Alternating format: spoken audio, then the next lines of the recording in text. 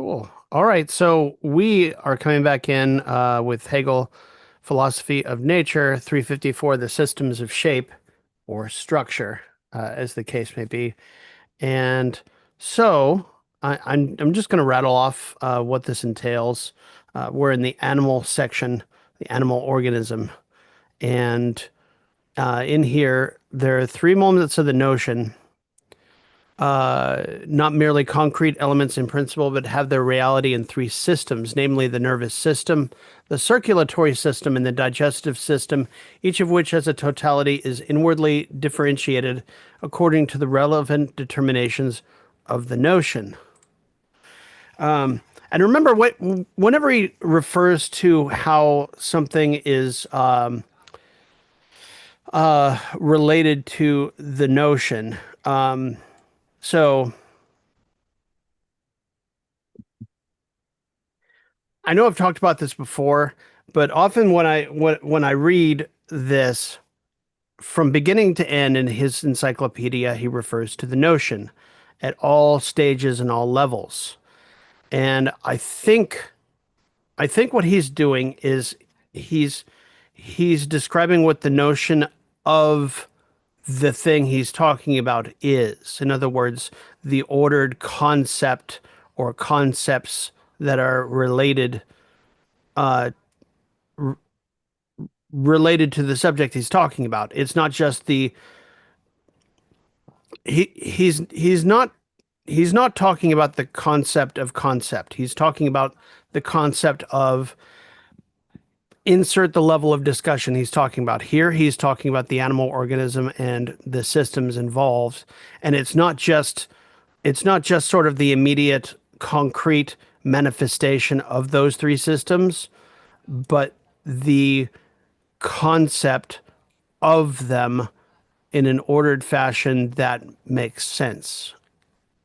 So to Hegel, you can have an understanding, rough understanding of the nervous, the circulatory, digestive system, but to have an ordered set of concepts that allows them to be scientifically maneuvered with, that's what he's talking about. The notion refers to uh, the scientific concept or set of concepts of whatever he's talking about. And I know that's repeating a little bit, but I'll just go on ahead. The system of sensibility is differentiated, and this I'm guessing is the nervous system, differentiated into the extreme of abstract self-reference, which is a transition into immediacy, into non-organic being, and an absence of sensation, but a transition which remains incomplete. The osseous system, a covering for what is inner, and a firm support for the inner against the outer. So he's talking about the skin. Uh, the mo the moment of irritability, the cerebral system, and its further ramification in the nerves, which similarly have an inward and an outward reference, the sensory and motor nerves, respectively. And then gamma, he puts the system pertaining to reproduction, the sympathetic nerves, and the ganglia, the sphere of dull, indeterminate self-feeling, devoid of will. Okay, so those are the three differentiated elements of sensibility.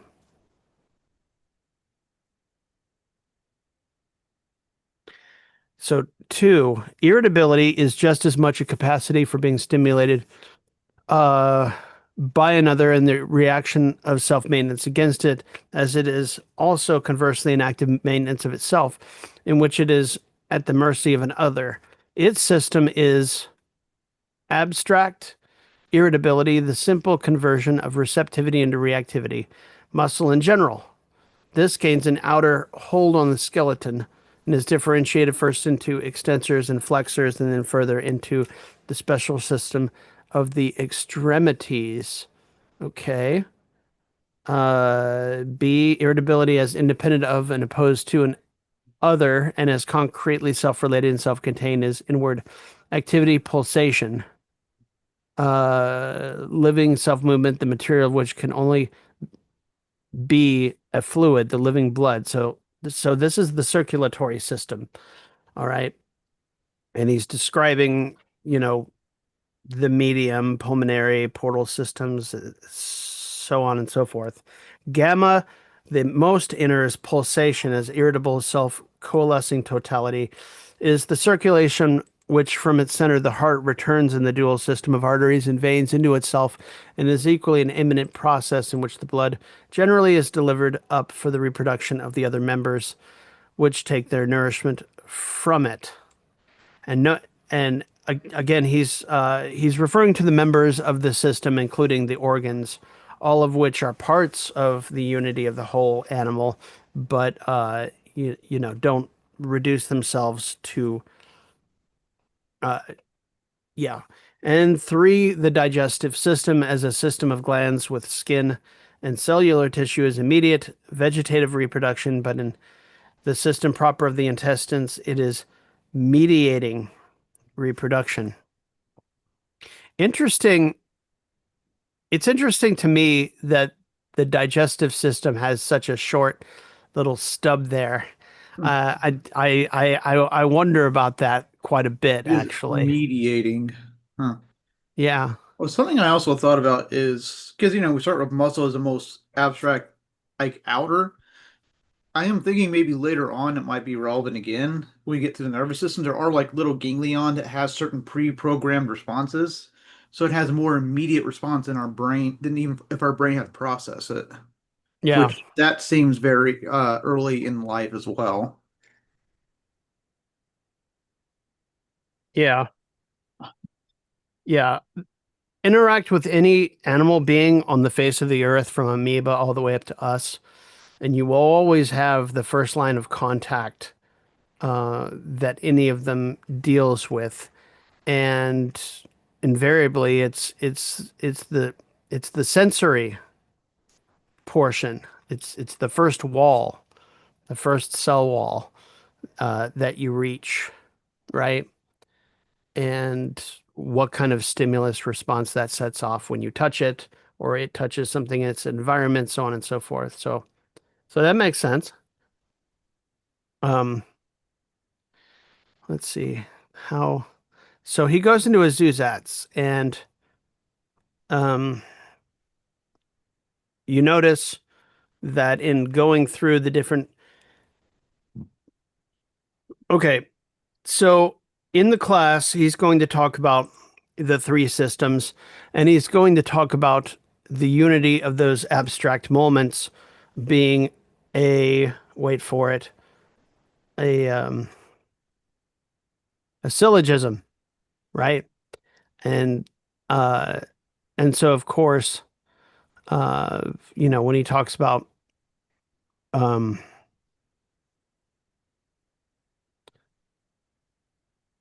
yeah, he like here he talks about the middle term when talking about these things. I'm not going to belabor the terms of this because I'm no human biologist, and so I don't really have any way of like saying, okay, yeah, that's correct or that's not correct. I'm sure during his era you could read any biology text and get a lot of this going, but the way he organizes it according to this system, according to the notion as he calls it, is a way of relating the inner with the outer and so forth, from the most immediate to the most I guess subjective point in the system, so on and so forth. So I'm just gonna kind of bust through here. If you have anything that you wanted to say, oh, he brings Goethe into it, of course. Um, Talking about a lot of this stuff. Let's see, sensibility, drawn into itself, blah blah blah. Division of the brain of the head and the brain of the abdomen. Interesting is the reason why headaches originate what? In the abdomen? Okay. Maybe it's a good thing I'm glossing some of this over. Um, some of the way they talk about it in the old terms is going to go right over my head. It'd be like it'd be like getting in a time machine and talking to someone from the plague era and they have certain ideas of how the body works. Which, I mean, yeah, muscular movement, elastic irritability. That seems to. Wow, this is long. Sorry, I don't mean to We're talking about the commentate my spleen came up, scrolling. Yeah, the spleen, which I think, interior circulation of the individuality whose center is the blood itself. For it is the individual life itself. Blood in general, as the universal substance of every part, is the irritable concentration of everything into the interior unity.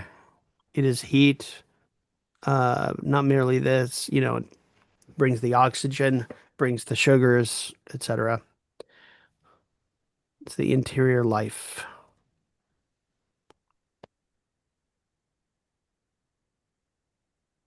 The concentration of this internal differentiation into a single system is the heart. It's everywhere connected with reproduction. No nerves are found in the heart, but what pulsates is the pure vitality of irritability present as muscle in the center. Is absolute motion, the natural living cell process itself. The blood is not moved, but is motion. Very interesting. I thought we do have nerves in the heart. Yeah, we do. Yeah. Because they would not Well, in a well, I mean, way. we do, but like, I'm just trying to compare it to what they knew, what their conception is at the time. yeah, there are nerves in the heart, but as far as like, you notice how, if you have a heart attack, it's all the systems that the disruption of the heart uh um affects where you feel the pain the Yeah, most. because you can get Um, like you can just have like what feels like heartburn. yeah, so on and so forth. Yeah. Yeah, yeah. With the heart, what's really going to kill you is the failure of all the other systems before the heart stops. And even with the heart stopping, I mean that is motion itself in the body stopping all at once. Uh, you know, purely in Hegel's terms here. Although um, I, I, I would pause before saying it's Hegel's terms. It's sort of like talking about political economy in Marx's discussion and saying, well, these are Marx's words. Well, a lot of capital is actually his quoting the political economists, and quite a bit of what they have to say he actually approves of and says so and so says this. And so you can't really say, well, that those are Marxist terms. No, that the discussion was very much there before he entered into it. He just turned it into more of a scientific endeavor according to the notion, as Hegel would say. So there you go. Man, we're bopping down here. Cartilage, arterial, venous, blood, blah, blah. We're still in the second system. Yeah, it, Um, it's interesting seeing at this point we're what 2 centuries ago, and we're already well past the four humors. yeah.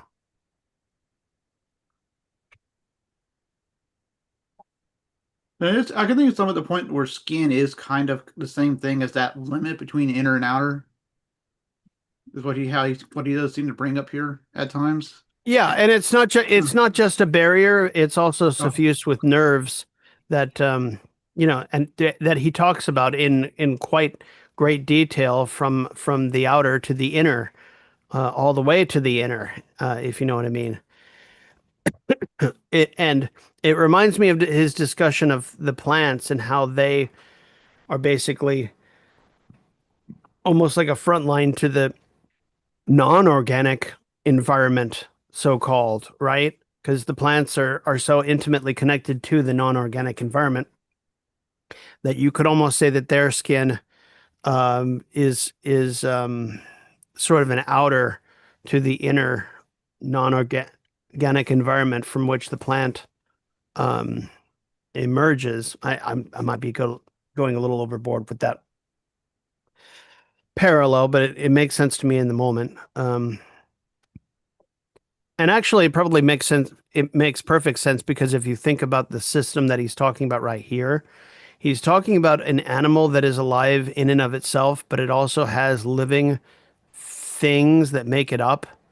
as a system, right? And as a self-contained system at that. And you could almost actually, he does refer to it in the section we covered last week that the inner organs of the body are actually the non-organic elements of the organic animal being. That's the way he put it in the previous section. You remember? Say it again. So anim okay, so we as humans have organs, okay? Right. And those organs are organic, but in terms of the complete system that we are, the only real organic thing that counts is the unity that makes us man, okay? So my spleen is organic, but also it's not a self-contained, self-sustaining organic being. It is a non-organic element, so-called, of myself. If you take it out, it's not going to be able to keep going by itself for very long unless you put it on ice and transplant it into another human being who could use it. I have no idea if there's a spleen transplant out there, but you get what I mean. So the non-organic inner of the human being are the organs, and the non-organic inner of the plant. Um, Very Aristotelian idea. yeah, yeah, Aristotle. and I think that's exactly where he gets it. You know, it's sort of the inner and the outer and how far in you go and how far out you go. It very much parallels the rest of the system in terms of what something is and what the transition between one thing and another is, right? Like if you think of a determinate being and an other, and what the dividing line between this and that is, and so on and so forth, you kind of get the flavor. Because even conceptually, he goes over this in the logic, as I recall. So, Uh, Kyle, if you could go ahead and read total structure. no endocrine system. I didn't write it. I don't think there was a good understanding of the endocrine system in Hegel's day. It was probably a combination of the nervous and the circulatory. Yeah, But it kind of is, yeah. Yeah, that's interesting, Jim. Yeah. he was writing it today. He definitely would have that in. Absolutely, and he would probably put it in between the two, or just after the first two, to indicate that it's sort of the unity of the first two, and then he would have to add on some other stuff because I don't know, his tacking on the digestive system at the end kind of felt, uh, I don't know, it seems like an incomplete set of determinations, but I, I I think it's the best he could do according to the science of his day in terms of setting up the concepts. That's my best guess. Sorry. All right, Kyle, go ahead. No problem. All right, but for the structure of the animal subject, we have on the one hand the differences of the elements and their systems uniting to produce a general, concrete interpretation of one another so that each part of the structure contains these systems linked together in it. On the other hand, the structure divides itself into a centers of the three systems, the head, thorax, and abdomen, with the addition of the extremities for mechanical movement and prehension. These latter constitute the movement of singularity positing itself as distinct from the outer world. We're ants. We have a thorax.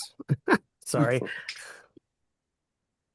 What? Yeah, Well, actually, I keep thinking of it in terms of humans, but he's talking in general of animals. So, yeah. yeah, never mind. I mean, kinda, I guess. Yeah. With B. B, structure differentiates itself in accordance with abstract difference into the two directions of inward and outward. Yeah, we went from identity come together to differentiation here. Each Yeah. structure shares in the inward and outward aspects of each system. The outward aspect, as its own self-different, exhibits this difference through the symmetrical duality of its organs and limbs. The organe et animal, which I guess we'll see what that means. Three, the whole as structure completely developed into a self-subsistent individual is in the self-related universality, at the same time particularized into the sex relation in a relation outwards with another individual. Structure being self-enclosed points within itself to its two directions outward. Yeah, and that's organic and animal life. Um, I'm guessing it's a text, a French text. Yeah. No, is it? No, that Yeah, yeah, sounds yeah, that's French. French. Yeah, Sorry. yeah, I it is just, French. yeah.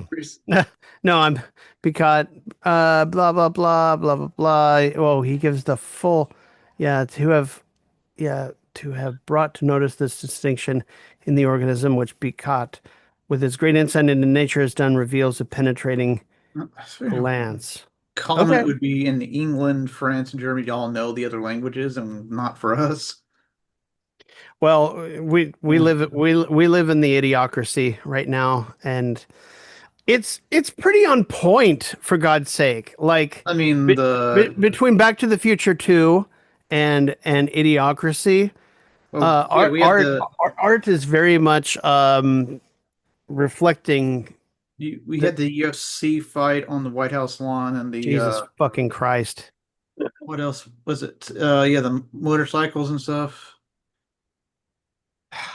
With like, I think the funny thing I saw was like the Weather Channel talking about the chance of like severe weather, including tornadoes, in around the Washington D.C. area, which is true. They went under severe thunderstorm watch. And then somebody responded about how this liberal is just making shit up in order to ruin us. Like, what? It was literally severe thunderstorms like within miles of the White House. Anyways, Anti-science garbage. They're a cult. I know. And I grew up in the Colts. a cult will deny medical science, will deny weather science, will deny any science that tells you that the magic isn't real. And the cult is all about magical realism. Maybe even magical realism is better than that.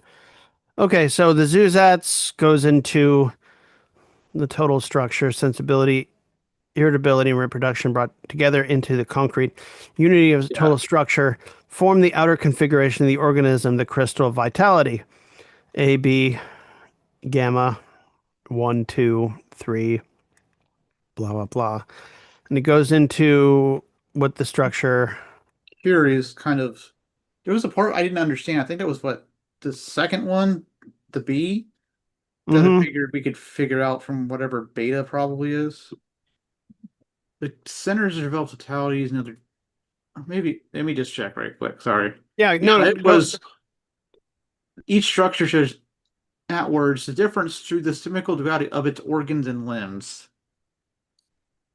Entire structure, each system is dominated by the others, which head and brain has visceral sensibility, bones, nerves. Okay, it's literally just, I guess, the reflection of the inner and the outer sides of each other. Okay. No. Oh, so these centers have developed totalities so that the other terminations have the character, not mere forms, and how the head, thorax, and abdomen all have the same materials.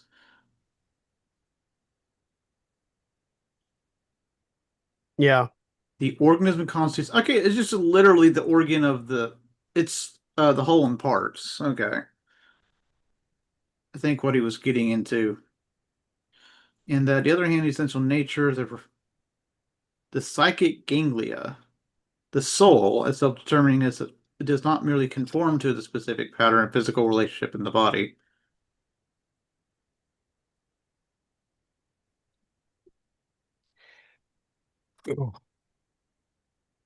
Okay, so I guess was this literally just the organism of animal? Okay, I forgot what it meant. So it And could be the I thought it was like an organ, but it's organism. The animal, okay. The systematic the organique et animal. Okay. That's how different parts go to different parts of the system, but are still interconnected. Other organs have multiple, it can have multiple uses. And then other relationships that are not within the body itself, which is to another. yeah. So it's again symmetry is the part that I was in. There's also symmetry in the structure only in the outward turned aspects. Autonomous come across many other diversities in form, size, position, and direction of the internal organs. And since the number and volume of these seldom are the same in two subjects, in the system of sensibility, it talks about how large part of the body, especially on the outside, is horizontally symmetric. Mm.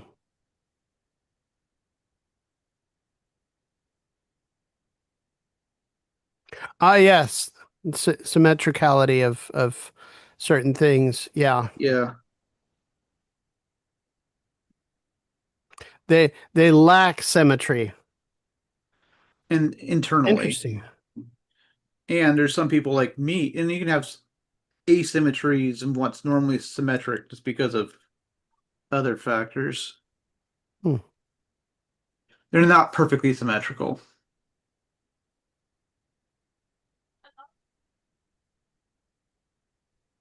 Man alters, turning his individual. Oh, we're already kind of hinting toward the next section, next book. Mm-hmm. Outwards, and so individualizing his body's strength at one point of his body and concentrating it on the other for a particular purpose, example writing, rather than holding it in equilibrium. Yeah, and how a lot of beings seem to have more preference for one side or other side of the body. Yeah. Uh, Whoa. in this paragraph, we considered structure first as quiescent, and secondly, in its connection with an other outside it. The third moment is the connection of structure with an other, which at the same time belongs to the same genus, and in which the individual achieves self-feeling in the act of feeling itself in the other. Through the male and female natures, there emerges a determination of the entire structure, a different habitus, which in man also extends to the spiritual sphere and becomes a distinct natural feature. That's a very interesting statement, okay? Because he's basically saying men and women are different spiritually, But like, uh, or or or is that what he's saying?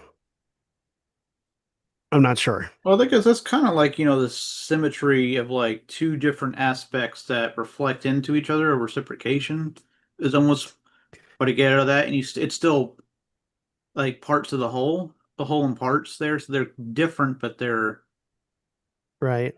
in man, they're the whole, which male and female natures emerge a determination of the entire structure different. In man, So, also, so I think he's if just saying that gender, which happens in nature, comes to yeah, man. yeah, if you think about the genus, if you think about the species, you look at any species, we're so used to looking at the problem as uh what am I trying to say?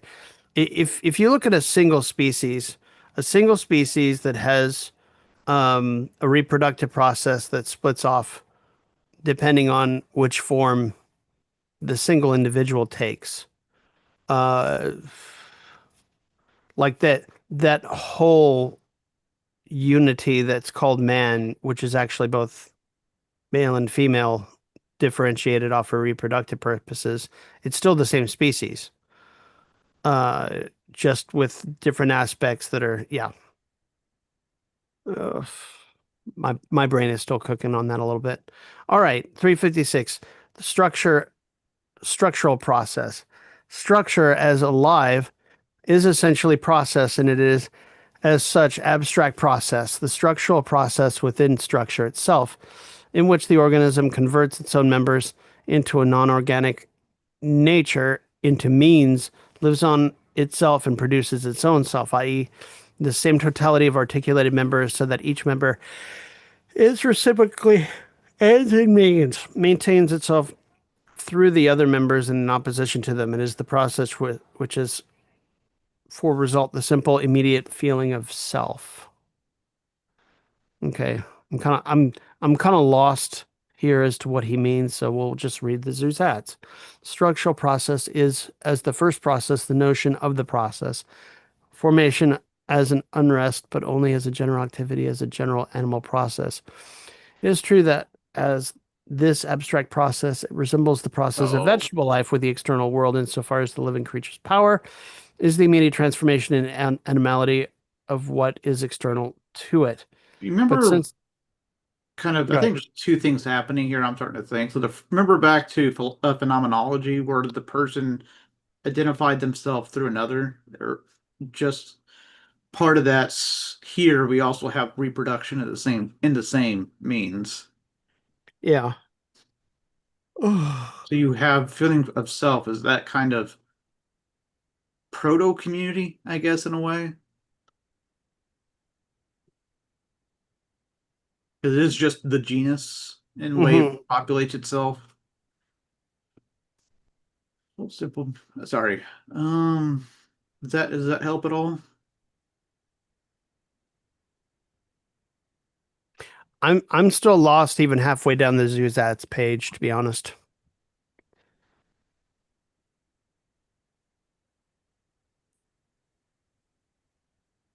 The organism itself is the higher repose as a unity of both, the restless notion which is self-identical. Now the general structural process consists in this, that the blood in its exhalation lets itself be reduced to lymph, but that the sluggish indeterminate fluidity of the lymph strengthens and organizes itself. Blah, blah, blah. Wow. Okay.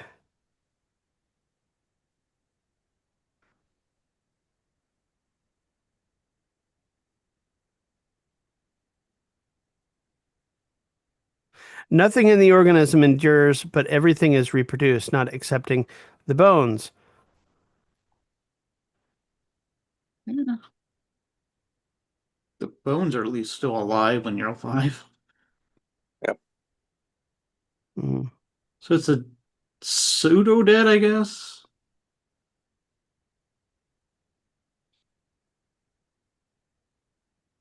Oh, the bone marrow is a living part, and then there's the hard bone. Okay, never mind. He's putting bone in between bone marrow and the hard part. Okay. Hmm. See, this is where you lose me a little bit. Like I'm going down and I'm like, ugh. Human or animal biology was never my forte. I'm sure if it was, all of this would make perfect sense in how he's trying to. So A was structure, right? Right. So there's the structure of the thing, and then B is assimilation. And assimilation is the self-feeling of the individuality is also directly exclusive and in a state of tension with non-organic nature, which tends over against it as an external condition and material. Pretty easy to understand as far as that goes. Um, oh wow, okay. So the process outwards is the real process in which the animal no longer, as in disease, converts its own nature into a non-organic one. On the contrary, the organism must also release the other, which is a moment within itself to exist as the abstraction of an immediately present outer world with which it enters into relation. Excuse me. Mm. The standpoint of life is precisely this judgment of expelling the sun and everywhere from itself in this way. The idea of life is this inner unconscious creative principle, an expansion an expansion of nature which in the living being has returned into its truth. But for the individual, its non-organic nature becomes a presupposed world already in existence, and this constitutes the finitude of the organism.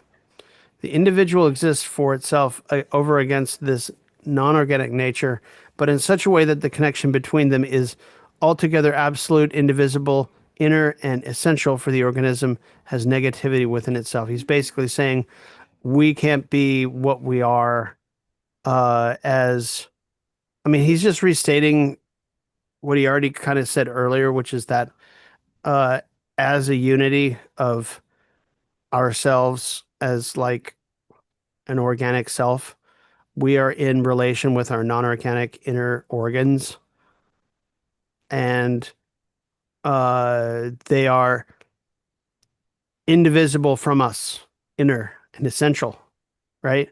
Without them, we wouldn't be what we would die. Disease would take us back to the dust. If disease killed off some of our non-organic, inner organs, so on and so forth. The only determination or destiny of the outer is to be for the organism, and the organism is that which preserves itself in face of the outer world. So here he's talking about assimilation. Okay, yeah. Now, since the organism is directed toward the outer world as well as being inwardly in a state of tension towards it, we have the contradiction of a relationship in which two independent terms appear mutually opposed, while at the same time the outer must be sublated. The organism must therefore posit what is external as subjective, appropriate it, and identify it with itself, and this is assimilation. Yeah. Forms of this process are threefold. First, the theoretical process. Secondly, the real practical process. Thirdly, the unity of both, the ideally real process, the adaptation of the non-organic to the purposes of the living creature. In other words, instinct, including the constructive instinct. This section reminds me very heavily of what Marx talks about when he talks about human labor, taking from the outer world and making it into something instrumental for us, for our use in production and reproduction of humans in general. You know what I'm talking about? Yeah. Bit of it, yeah. Talking about the labor process and how labor imbues the outside world with our living essence and turning it into something that has value. You know what I mean? That's quite interesting.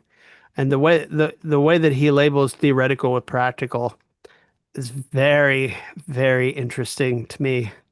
That's fascinating. Theoretical. Since in the external relation, the animal or organization is immediately reflected into self, this ideal relationship is the theoretical process. Sensibility is our process, a determinate feeling which differentiates itself into this manifold sensory approach to its non-organic nature. The self of the organism is the unity of its blood or pure process and of its structure. And because this latter is completely sublated in the fluidity of the blood, the self contains being as a sublated moment. The organism is thus raised into pure ideality, perfectly transparent universality. It is space and time, and at the same time neither spatial nor temporal. It intuits something which is spatial and temporal, that is, which is distinct from itself, and other, yet which is immediately not an other. This movement of intuiting is the universal element of sense. Sensibility was just this vanishing of determinateness into pure ideality, which as soul or ego remains at home with itself and the other. The sentient subject is thus the self, which is for the self, but the animal in sentience does not merely sense itself, but itself is determined in a particular way. It senses a particularized form of itself. That the animal in sensation becomes a particularized form of itself is what distinguishes the sentient creature from the non-sentient. The sentient creature, therefore, contains a relation to an other which is immediately posited as mine, the object. And here we go. This is hearkening directly back to the phenomenology in the opening section.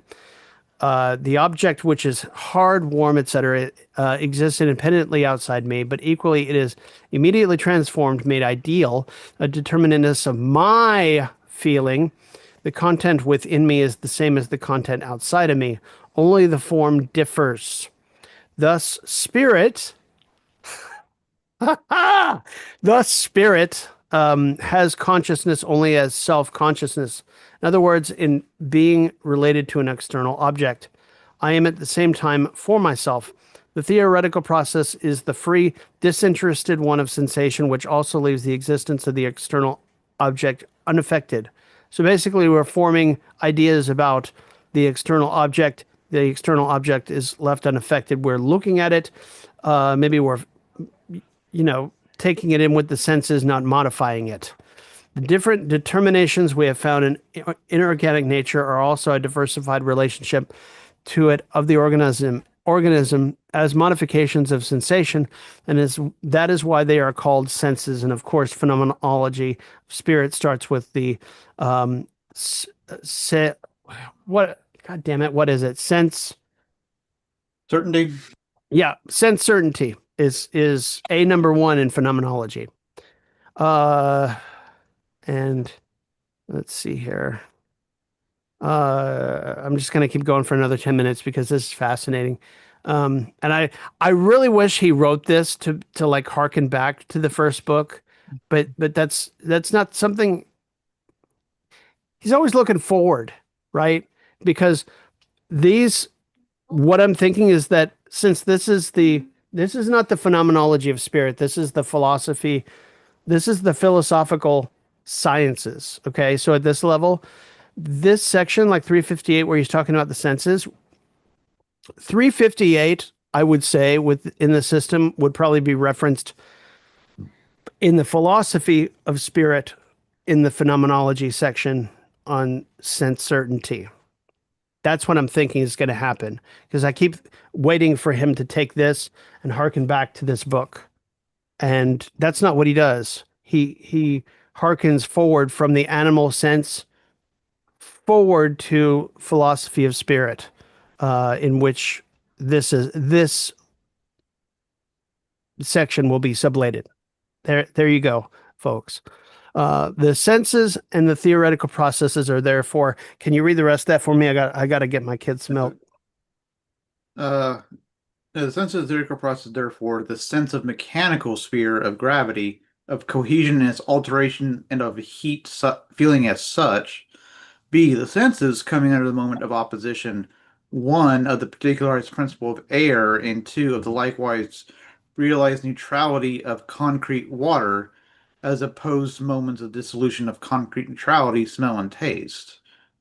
C, the sense of ideality is likewise twofold.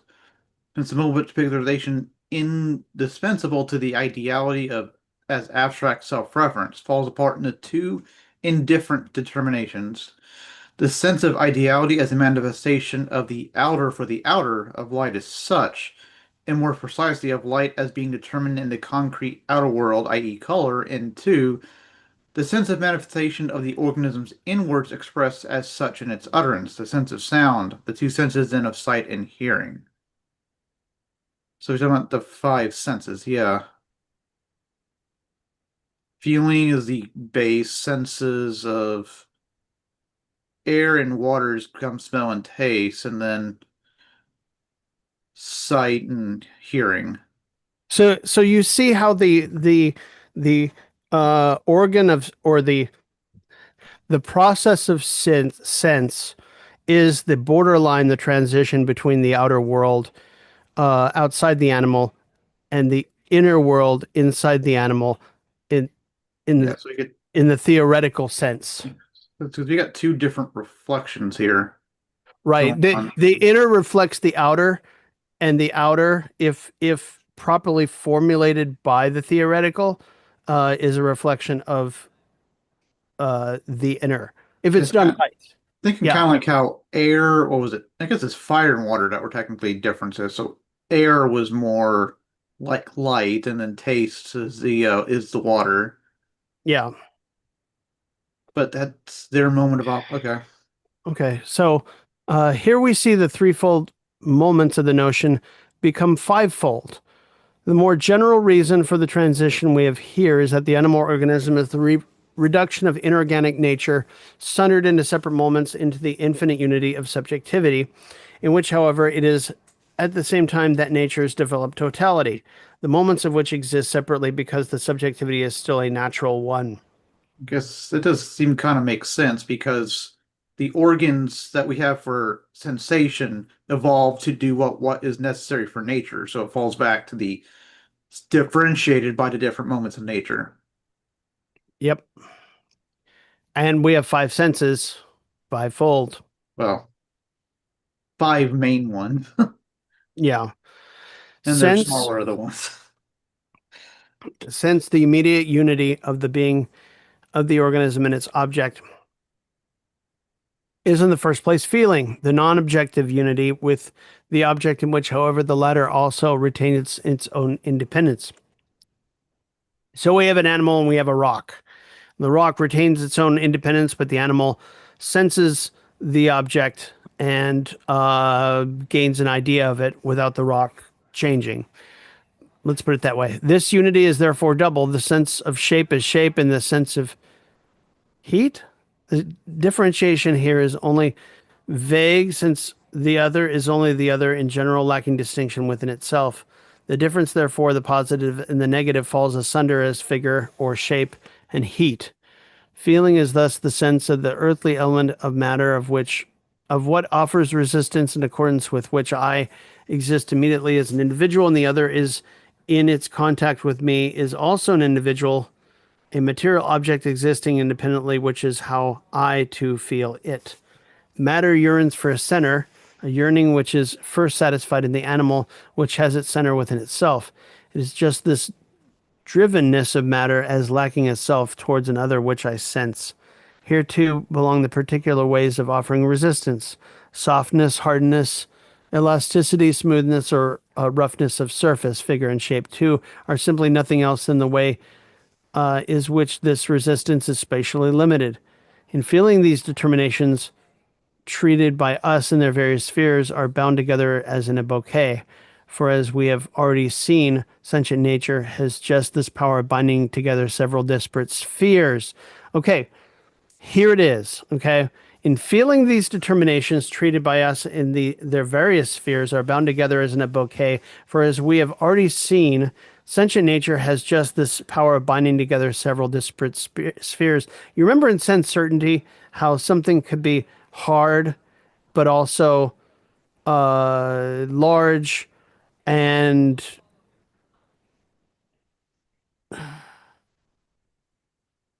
yeah, early in sense certainty, a thing can have several attributes that make it up, as in a bouquet. You remember? Mhm. Um, I can't remember what section, but um, so That's still sense certain here, right? yeah, I think so.